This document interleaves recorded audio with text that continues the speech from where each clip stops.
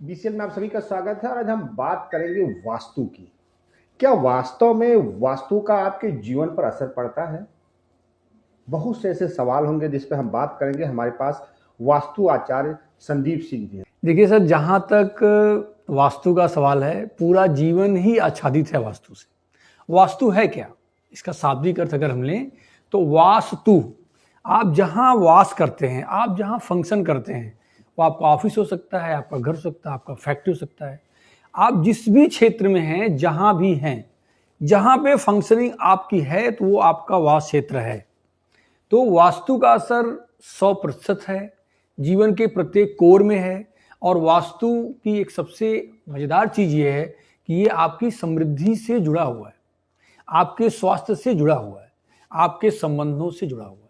तो वास्तु से आप पूरी तरह से आच्छादित हैं। अगर हम सरल और सहज शब्दों में बात करें, कहें 10 ऐसी टिप्स क्या हो सकती हैं जो वास्तु के लिए स्वास्थ्य से लेकर के आपकी लाइफ स्टाइल, आपकी जीवन शैली पर प्रभाव डालती हैं, और अगर हम उसको बेहतर कर सकते हैं तो उससे स्थितियां सुधर जाती हैं। बहुत ही ज़बरदस्त सवाल आपने किया है और इस सवाल के लिए मैं आपको धन्यवाद दूंगा। देखिए, हमें कुछ सामान्य नियमों का तो ध्यान रखना ही चाहिए। जैसे हम लोग अच्छा खाना खाना चाहते हैं, अच्छा कपड़ा पहनना चाहते हैं, अच्छा परफ्यूम चाहते हैं, तो वैसे ही हमें अपने घर को सबसे पहले कूड़ा रहित करना है, क्लटरलेस। आपका घर है, आपका आवास है, जहां आप रहते हैं, परिवार रहता है, तो पहली चीज किसी भी तरह का क्लटर नहीं चाहिए भाई। लोग क्या करते हैं कि ये सामान रख देंगे तब इस्तेमाल करेंगे, वो सामान 3 महीने से ऊपर हुआ तो फिर वो क्लटर हो गया, कूड़ा हो गया, और फिर आपको इस्तेमाल लायक तो वो नहीं छोड़ने वाला। पहली चीज। दूसरी चीज, आपका रंग और आपका इंटीरियर, ये बहुत ही महत्वपूर्ण काम। अगर आपने बहुत डीप कलर के इंटीरियर करा रखे हैं, रंग करा रखे हैं, कुछ ऐसी आर्टिस्ट लगा रखे हैं जो कि बहुत डीप कलर है, तो ये उस जोन की एनर्जी को खा जाता है। अगर मान लीजिए नॉर्थ है, हम एक जोन को लेते हैं, नॉर्थ जोन को। नॉर्थ में हमने बहुत ही एक लाल, डीप लाल रंग ले लिया वहां पे, या मान लीजिए कोई भी कलर, येलो ले लिया, ब्लैक ले लिया, बहुत डीप ले लिया, तो नॉर्थ हमारे मनी और अपॉर्चुनिटी का जोन है। तो हमारे जीवन से रुपया और अवसर दोनों हैम्पर हो जाएगा। इसी के और इसका अगला पार्ट है, तो रंग आपको हल्का लेना है। दूसरी चीज ये है कि घर में बहुत ही डार्क कलर में, बहुत ही जो ना चटक कलर में आपके कर्टन्स भी नहीं होने चाहिए, वो भी सिंपल कलर लीजिए। तो रंगों का प्रभाव बहुत ज्यादा है, हमें सिंपल कलर रख के हम ये काम कर सकते हैं। दूसरा है, अब आता है प्रवेश द्वार। तो प्रवेश द्वार आपको जहां जाएंगे, अपार्टमेंट में जाएंगे, तो वहां आपकी मजबूरी है कि जो मिलेगा वही लेना पड़ेगा। तो वो देखना पड़ेगा कि वो आपके जीवन में इफेक्ट क्या डाल रहा है। फिर आपकी कुंडली काम करती है कि क्या वो दिशा आपको सूट कर रही है, ये आपकी जनपत्री हमको बताती है। इसके बाद आता है कि आपका किचन। किचन में लोग एक बहुत बड़ी गलती करते हैं कि किचन जहां कहीं भी है, लोग वहां लाल या पिंक कलर ले लेते हैं। ऐसा नहीं करना है। वेस्ट का किचन है तो वहां लाल पिंक नहीं आएगा। तो जो हमारा किचन है वो फायर एलिमेंट है, आपके जीवन में अग्नि तत्व को रिप्रेजेंट करता है किचन। किचन आपका कैश फ्लो भी है, तो किचन का बैलेंस होना बहुत जरूरी होता है। इसी तरह से हेल्थ बहुत जरूरी है आज के समय में। तो अगर नॉर्थ ईस्ट में अगर मान लीजिए आपने स्टोरेज बना लिया, अनाज ही रख दिया, स्टोर कर दिया, बुक्स रख दी, स्टोर कर दी, तो आपका हेल्थ खराब हो जाएगा। तो अगर स्वास्थ्य खराब होगा तो ना आप अपने रुपए को एंजॉय कर पाएंगे, ना अपने दोस्तों को ही एंजॉय कर पाएंगे, तो लाइफ आपकी एंजॉयफुल नहीं रह जाएगी। कुछ छोटी छोटी चीजों का भी ध्यान रख के हम लोग जीवन को सुखमय बना सकते हैं। आपने वास्तु में दिशा की बात करी। कई बार सुनते हैं कि दक्षिण मुख का घर नहीं होना चाहिए, ईस्ट नॉर्थ हो। ये बहुत से ऐसे कॉमन सवाल हैं जो लोगों के जहन में बैठे रहते हैं। क्या वास्तव में इसका असर होता है, या फिर कुछ और है जो कि कई बार हम देखते हैं ये भी कि किसी का साउथ घर है, वो बहुत तरक्की कर गया, कुछ लोग इस नाच रखने के बाद भी बैठ चले गए। तो कैसे इसको देखते हैं आप? बहुत ही रुचिकर सवाल है ये।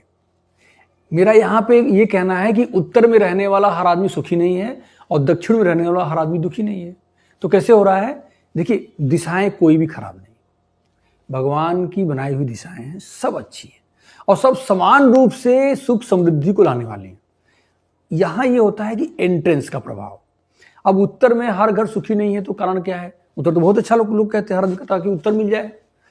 तो उत्तर में क्या होता है कि कुछ पद होते हैं जहां पे अगर एंट्रेंस आपका प्रवेशद्वार बैठता है तो सुख और समृद्धि लेके आता है। उसी तरह से दक्षिण खराब नहीं है। अगर साउथ की अच्छी एंट्रेंस मिलती है तो आपको राजा बनाती है।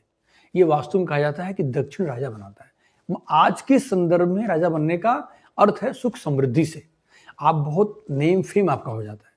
लेकिन अगर वो सही पद पे एंट्रेंस आ रही, S3 S4 की एंट्रेंस है तो व्यक्ति के जीवन में ग्रोथ होगी ही, इसमें कोई लेकिन ही नहीं है। लेकिन अगर साउथ वेस्ट की एंट्रेंस अगर नैऋत्य में चली गई तो फिर आपके जीवन में बहुत परेशानी आनी है, ये तय बात है। इसी तरह से प्रत्येक दिशा में वो मुख्य प्रवेश द्वार कहाँ बैठता है ये काम करता है। अब दूसरी बात ये है कि आपकी जन्मपत्री हमें ये गाइड करती है कि आपके लिए दिशा कौन सी अच्छी है। किसी के लिए पूर्व अच्छी है, किसी के लिए पश्चिम अच्छी है, किसी के लिए उत्तर अच्छी है, किसी के लिए दक्षिण अच्छी है। एक व्यक्ति पूर्वमुखी में आता है तो बहुत सुख समृद्धि आती है, एक व्यक्ति के लिए पूर्व बहुत ही खराब काम करता है। तो क्यों? आपकी जन्मपत्री में यह हमको दिखता है कि क्या आपके लिए पूर्व अच्छा है या आपके लिए पूर्व रिवर्स इफेक्ट ले आने वाला है। तो आपकी जन्मपत्री, इसे हम एस्ट्रो वास्तु कहते हैं। कुंडली के साथ जब वास्तु करते हैं तब दिशा तय हो जाती है कि कौन सी दिशा आपके जीवन में ग्रोथ लाएगी और कौन सी दिशा आपके जीवन को रिग्रेसिव लेगी। कई बार लगता है कि बच्चे मन से नहीं पढ़ रहे हैं और कई बार लगता है कि कुछ दिशा उषा का भी असर होता है, ऐसा भी कुछ है क्या? बहुत ही बढ़िया सवाल है। आज के समय के प्रत्येक पेरेंट्स का सवाल है कि हमारा बच्चा ध्यान से नहीं पढ़ता है, समय से नहीं बैठता है। तो उसमें हमें एक चीज़ का ध्यान रखना है, बहुत सिंपल सी चीज़ है कि घर के साउथ वेस्ट और वेस्ट के बीच में एक स्थान होता है, वेस्ट ऑफ साउथ वेस्ट।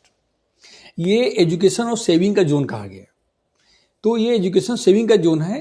तो पहली चीज़ ध्यान रखनी है कि आपका बच्चा उस दिशा क्षेत्र में जाए बैठे पढ़े। अगर घर मान लीजिए स्थान नहीं बन रहा है तो वहाँ से खेलने कूदने का सामान जरूर रहिए। इवन टीवी भी हटा दीजिए। अगर खेलने कूदने का सामान रहेगा तो बच्चे का बार बार दिमाग इंक्लाइन करेगा खेलने के लिए और आपकी कंप्लेन एक कंटिन्यूअस बनी रहेगी कि बच्चा पढ़ नहीं रहा। अगर टीवी रहेगी तो बार बार टीवी की तरफ इंक्लाइन करेगा। अगर मोबाइल चार्जिंग है तब भी करेगा। आपको दो चीज़ ध्यान रखनी है कि आपका बच्चा वेस्ट ऑफ साउथ वेस्ट जाए। अब कहाँ मिलेगा? तो साउथ वेस्ट और वेस्ट के बीच का स्थान है, सिंपल सा है, कोई बहुत टेढ़ा चीज़ नहीं है। दूसरा, वहाँ पे क्लटर ना हो, बुक्स रख दीजिए। माँ सरस्वती की फोटो रखने से भी बच्चों का ध्यान जाता है। तो सिंपल सी चीज़ें करने से आपका बच्चा जरूर पढ़े। बहुत बहुत धन्यवाद संदीप जी, आपने काफ़ी विस्तार से बताया। और निश्चित तौर पर दर्शकों, अगर आपके मन में भी कोई सवाल है तो दिए गए नंबर पर आप संदीप जी से संपर्क कर सकते हैं और अपने सवाल का जवाब प्राप्त कर सकते हैं। बहुत बहुत धन्यवाद आपका। धन्यवाद, बहुत बहुत।